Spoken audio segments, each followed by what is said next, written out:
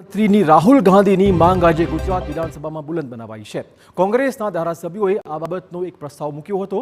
ધારાસભ્ય અમિત ચાવડાએ કહ્યું કે તે જાતિઓ વચ્ચેની સામાજિક અસમાનતા સમજવી જરૂરી છે। તેમણે એક આરોપ મૂક્યો કે વંચિતો સાથે ભેદભાવપૂર્ણ વર્તન થાય છે અને આ સમસ્યાનો એકમાત્ર ઉકેલ છે જાતિ આધારિત વસ્તી ગણતરી। બીજી બાજુ સરકારે કોંગ્રેસ પર વળતો પલટવાર કર્યો છે। પ્રધાન ઋષિકેશ પટેલે કહ્યું હતું કે કોંગ્રેસનો પ્રસ્તાવ રાજનીતિ પ્રેરિત છે। 60 વર્ષ સુધી સત્તા હતી ત્યારે કેમ કોંગ્રેસને આ વિચાર ન આવ્યો?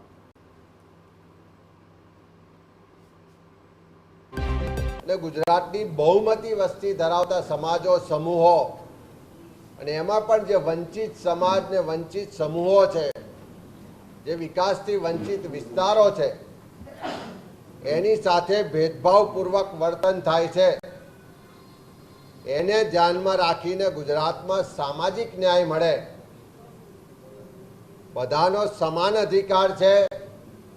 સત્તા ને સંપત્તિ પર એ સત્તા ને સંપત્તિની સમાન વહેંચણી થાય, દરેકને સમાન તકો મળે, એના માટે સામાજિક ન્યાય માટે જાતિ આધારિત વસ્તી ગણતરી જરૂરી છે।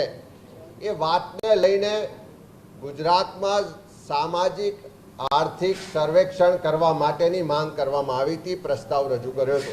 1991 અને 2001 અને 2011 સુધીમાં જે પણ કોઈ વસ્તી ગણતરી થઈ એમાં ક્યારેય જાતિએ આધાર લીધો નહોતો। અત્યારે જ એમને કેમ યાદ આવે છે?